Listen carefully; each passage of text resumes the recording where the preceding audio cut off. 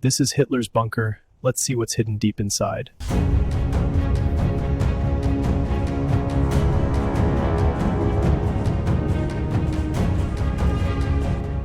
These were planning areas.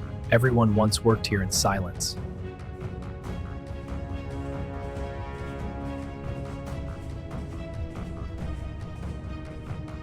Everything here is frozen in time, abandoned but heavy with history.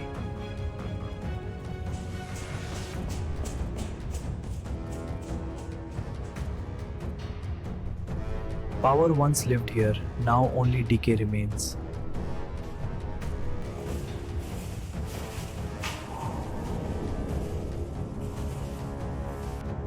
Every order, every plan was born in rooms like this.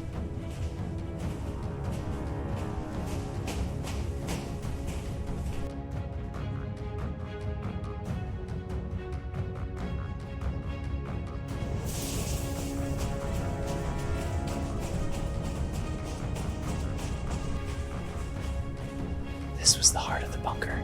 Fear and power lived here.